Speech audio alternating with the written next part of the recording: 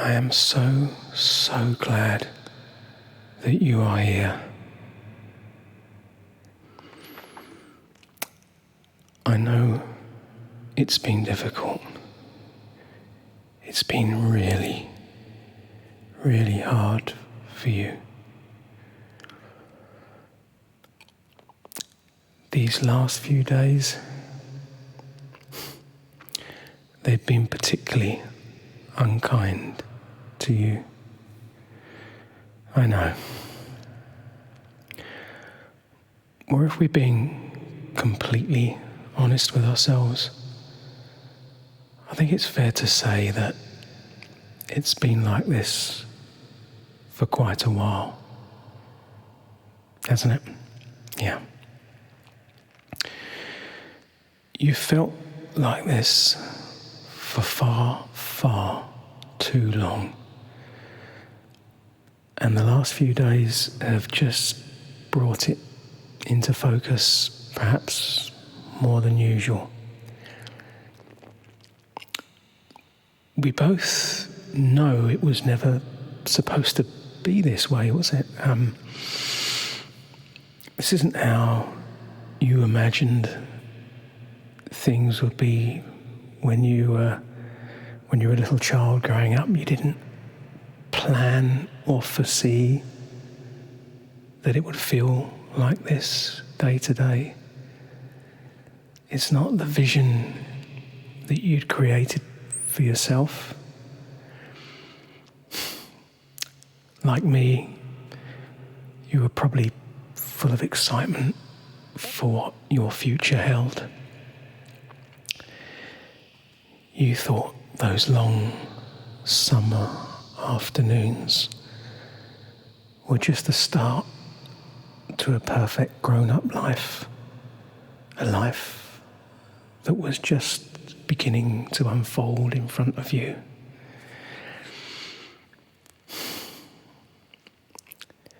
I mean, I know, you have your good days and you have your bad days, just like everybody else. But lately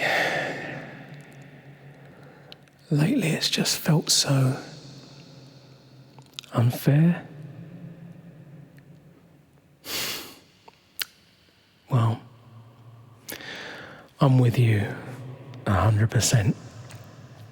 Yeah, I know. Yeah, me too. So there's a question. What are we going to do about it? How can we find happiness, calmness, relaxation, peace of mind? Because you know what? You deserve better.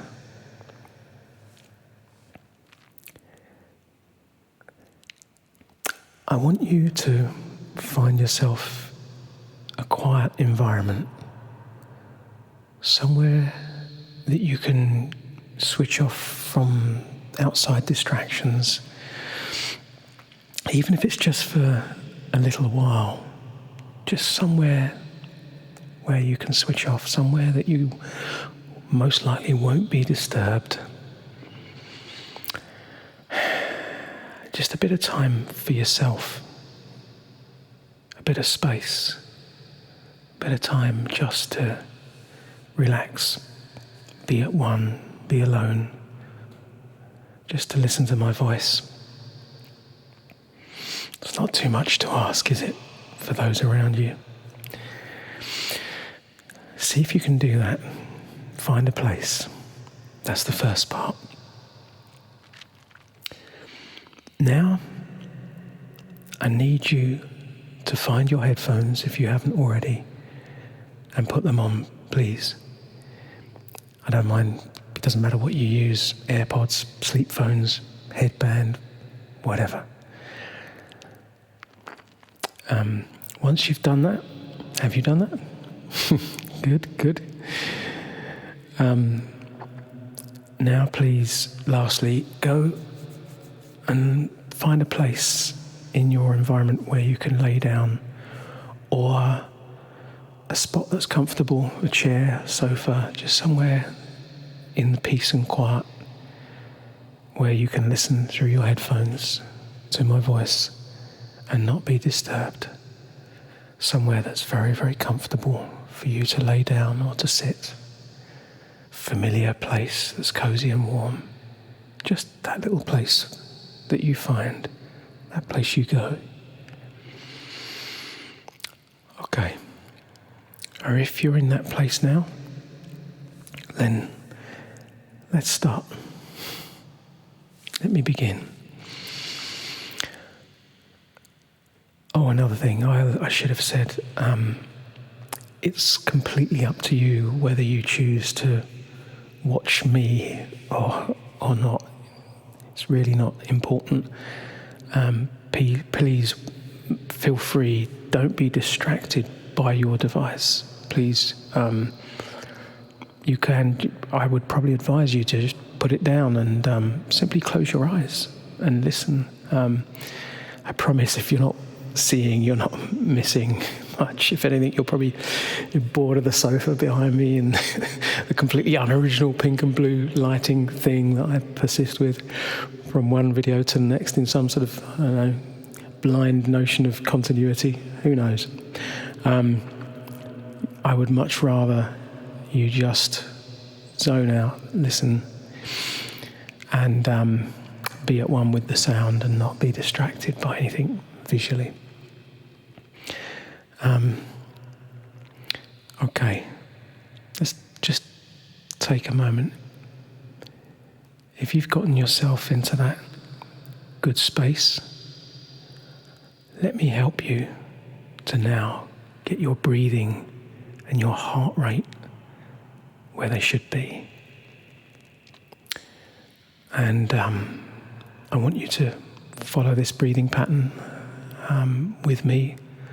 And it's based on 4 seconds of breathing in, 4 seconds of holding, and then 4 seconds of breathing out.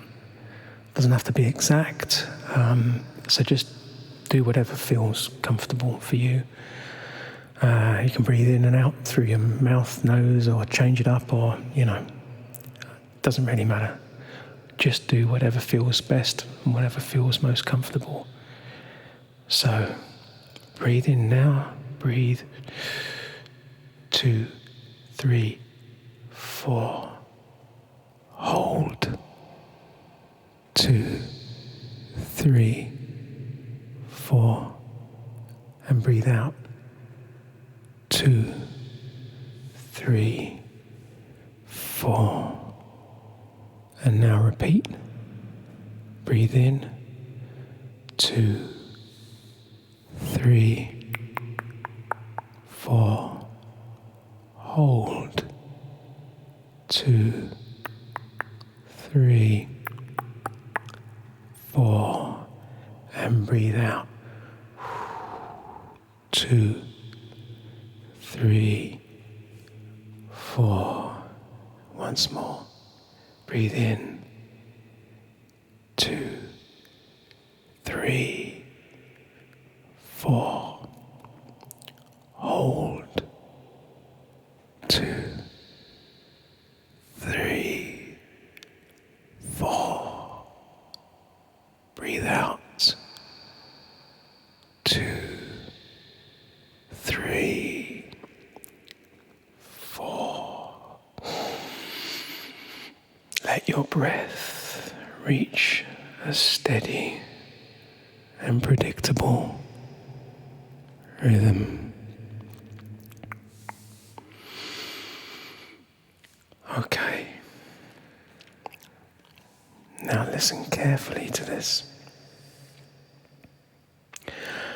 I need you to realize how unique and how special you are.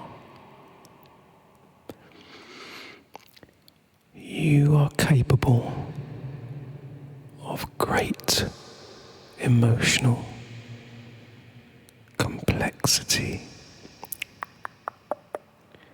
and when you are always thinking over all of the things that are said to you, trying to second guess hidden meanings in things.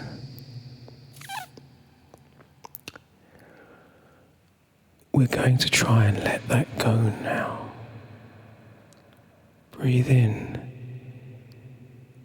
Wait. Breathe out. Let that feeling go. Breathe in. Wait. Breathe out.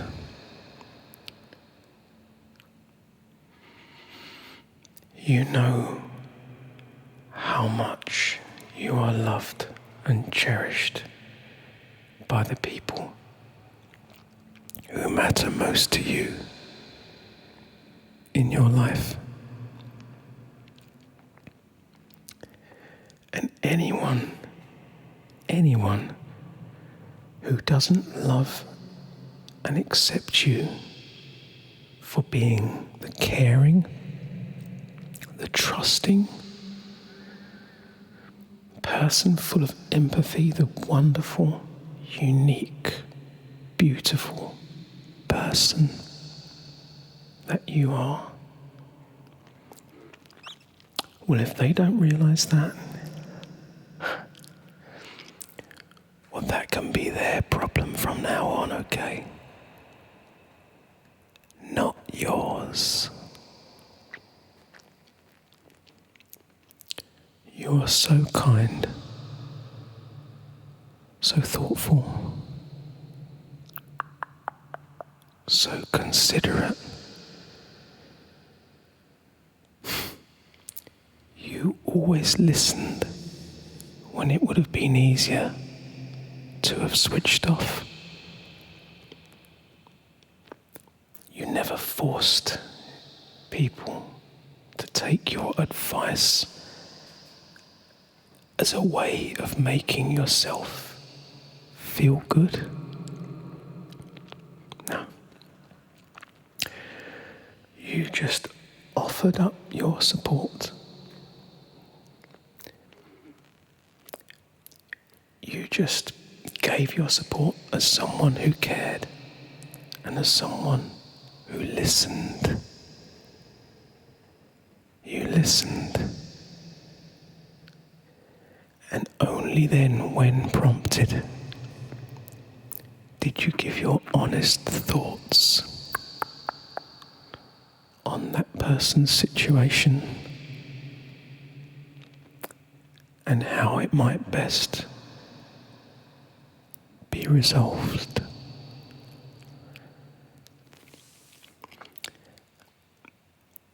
I want you now to try and cast your mind back.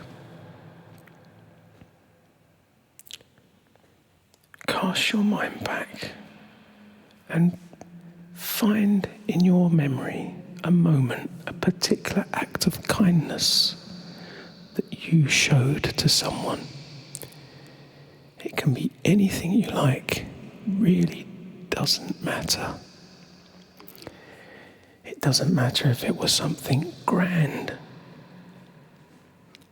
with consequences that were profound.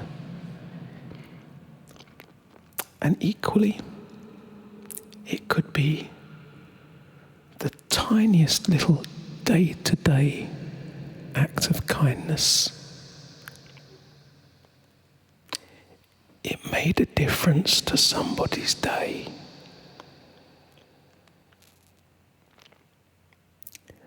It may have made a difference to a person's life. You have a heightened sense of human empathy. And my guess is that your act of kindness, that one thing that you did when you listened, bet that meant more to that person than you ever realised.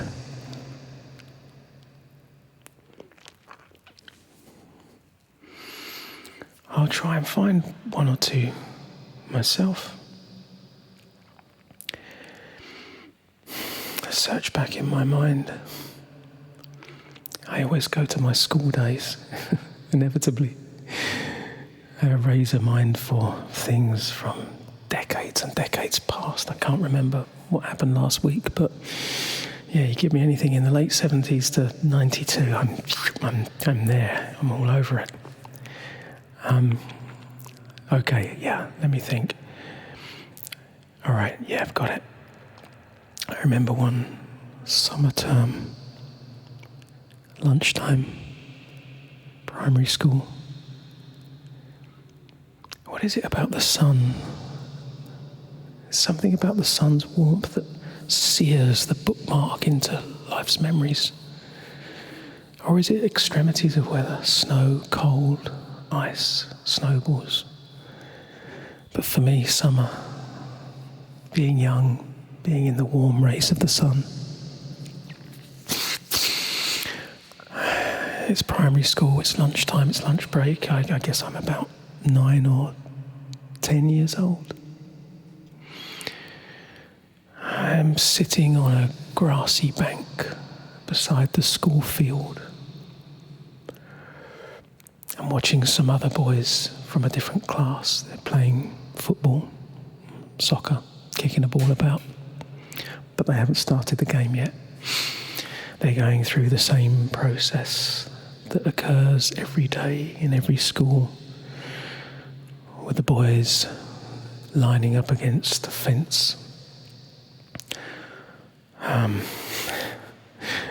Like most school football games, I suppose, the two captains picking their players based on a combination of popularity and, to some extent, skill, one suspects. It's also predictable. It follows the same pattern every time. The players get picked. The early players picked backslappy and happy and joining their captains. And then steadily the line diminishes. As we approach those awkward final moments, as the least desired participants look around forlornly in the hope, please not me, the hope that they won't be the last, the very last picked. On this particular occasion, it was getting down to the last one or two. When it came to the last boy, the very last boy, both captains entirely ignored the very last boy. They just walked away and started to play the game of football. I remember seeing the sadness in the boy's eyes as he trudged away from the fence. In those next moments, I could tell he was unsure as to whether to pick a side and just start playing, or what other choice is there? You supposed to walk away dejectedly is the other choice, isn't it, at that point? I remember my heart really reached out to him in that moment. I felt so sad, and a sense of injustice that had been done him. And it's at that moment, sitting there on the grassy bank, I called out his name. I didn't give it any thought, really. I knew his name. I called out his name. And he looked over at me, and you're in that moment of thinking, oh, what do I follow up with? Well done, you've got the boy's name right. Yeah, top marks. Right, now what do you follow up with? I motioned to him just to come over, I think. Come on. You know, he might have ignored me. He probably should have. But he came over, he walked over, and I'm glad he did. We started talking, and I immediately got up and we walked away from the game. Seemed the obvious thing to do, is get ourselves out of the situation. And we walked away and we started talking. And we walked down the playground and around the corner, and there was one of the classrooms there, and then something caught my eye. In the corner of my peripheral vision, I noticed a sort of tennis ball. I think it was a tennis ball. Yeah, kind of a yellowy green tennis ball, just kind of sitting there beside the wall next to one of the classrooms. And I picked it up, and we came up with this idea that I can't remember if it was me or we jointly arrived at this idea that we were going to practice our skills with this tennis ball. In fact, we decided that we were going to start our own soccer skills academy. Yeah. It had 2 very actively enrolled members at that point. We had yet to establish any kind of business plan. But it was a good beginning, and we probably had more fun in the remainder of that break time on that sunny afternoon than I had in a long time, kicking that tiny tennis ball around and spending most of the time running after it.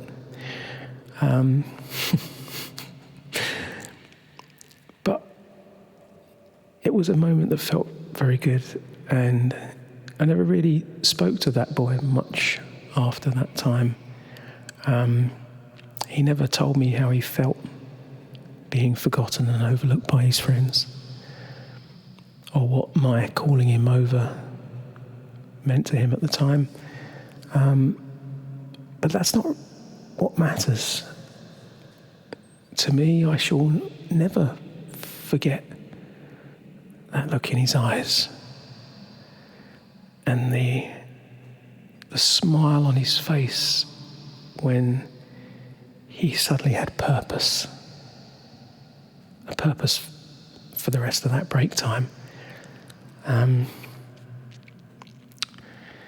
Again, did it have meaningful impact for the rest of his life? Absolutely not. Did it help him then? I like to think so. It's something I've remembered, certainly. I'm sure you've got so many stories similar to that yourself. I think there is something else that occurs to me later. Again, school, senior school this time. Again, a tiny, tiny thing, just like the previous example. It's my senior school. I had this friend who shared with me one day that he felt useless, generally inadequate in most, if not all, respects. We were at an all-boys school, senior school, a huge emphasis on being very good at sport, being strong, tough, being in teams. But he was dejected, felt insignificant, maybe had other things going on in his life, I don't know. But he confided in me that he was unhappy, he wasn't feeling good about himself. And so I decided to talk to him, to ask him, and to try and get some sense of what was making him feel sad. And perhaps predictably, it seemed to stem from, these feelings stemmed from him thinking that he lacked physical strength to be good at anything. It would have mattered not a jot really in the scheme of things, but in that moment, at that age, in that school, in that summer term, it meant a lot to him. It seemed to be the foundation of his feelings of inadequacy, the lack of physical strength, sporting prowess. But I had seen something in a book or a newspaper or some comic or something somewhere where it said that a person's strength, there was this thing that you could do to sort of demonstrate the power of a person's physical strength in their arms and their upper body. So I decided that I would try and recreate this to see if I could make him have a kind of self-discovery of his own physical strength. And to try and demonstrate to him that he was in fact as strong as anyone. So I saw this big tree. I said to my friend, stand in front of that tree and put your hands up against the trunk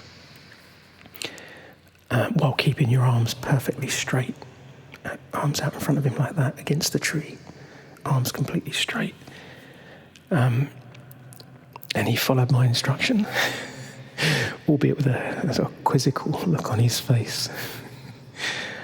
I then stood behind him and put my arms on his shoulders, copying exactly the shape that he had adopted. So he's got his hands against the tree like this, and I'm behind him, my hands on his shoulders. And I then said, right, I'm going to try and crush you against the tree like this. I'm going to push as hard as I possibly can and crush you against the tree. And he seemed a bit worried and said, no, I don't want to be crushed against the tree. And I said, no, trust me, you've got the strength to hold me back. And so I said, no matter how hard I tried, I said, I'm not going to be able to push you flat against the tree. And that was true. I could not, and I did try. I huffed and I puffed. I pushed as hard as I could. And his arms were completely straight. And, I could see a sort of wry smile. But, it's only me and him at that point. So I shouted out to another boy who was wandering past. And probably another one of our friends, I suppose. But I called out to this other boy and said, right, you come over here, like do the same thing, get behind me. You've guessed it, right? Put your hands on my shoulders now and push me, and I'm pushing my friend. And, between the two of us, we'll easily be able to crush him right against the tree. And once again, my friend's arms remained straight no matter how hard we both pushed. So I think you probably guessed how this continues, right? So one or two others are starting to see this ladder of people, of boys, this human ladder of arms pushing against shoulders with perfectly locked arms like this. And, we had about 9 or 10 of us in the end pushing like this. And no matter how many joined, we all pushed and pushed. And, of course, my friend who's got his arms against the tree, his arms remained there straight. And, even with 10 of us, he held firm. I shouted, like, you see? I said, you've got the strength of 10 of us. I remember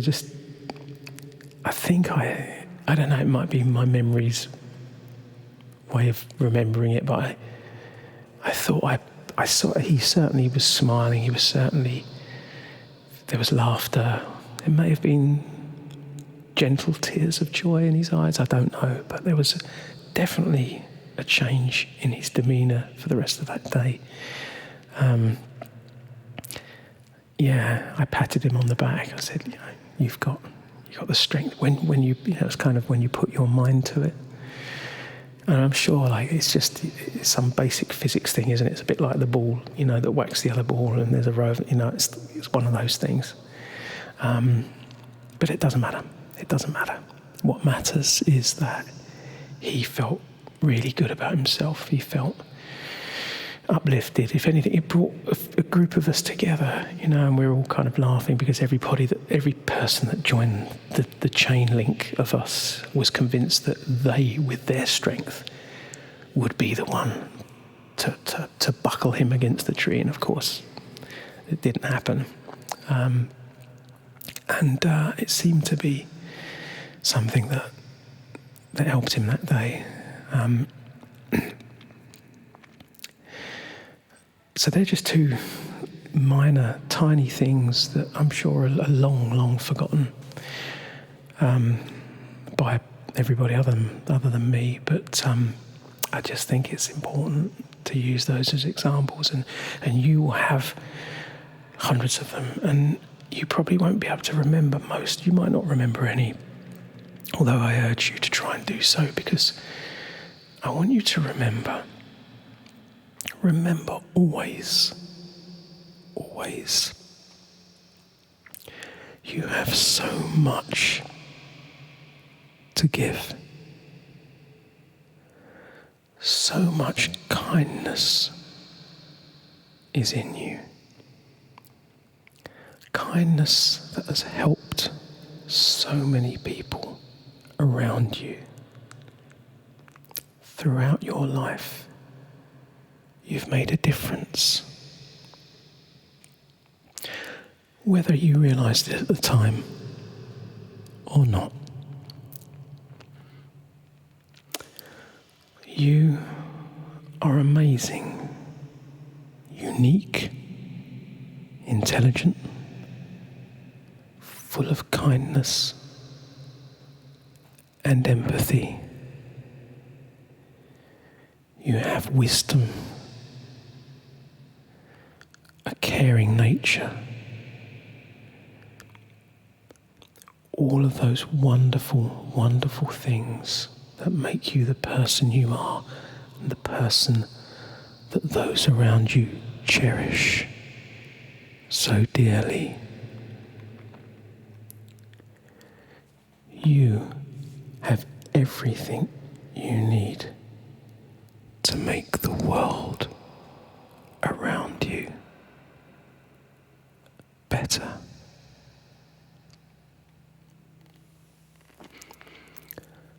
So take a deep breath. Smile at the world. And remember just how important you are. And the difference that you made to people when it mattered most.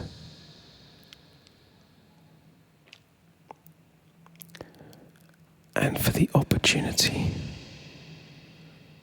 to go on making the world around you a kinder and more caring place.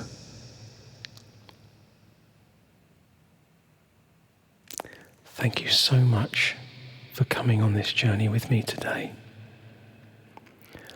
I wish you all the happiness and calmness You do deserve better. Let us go on further journeys together. Let us find the happiness that you deserve. Until next time, goodbye.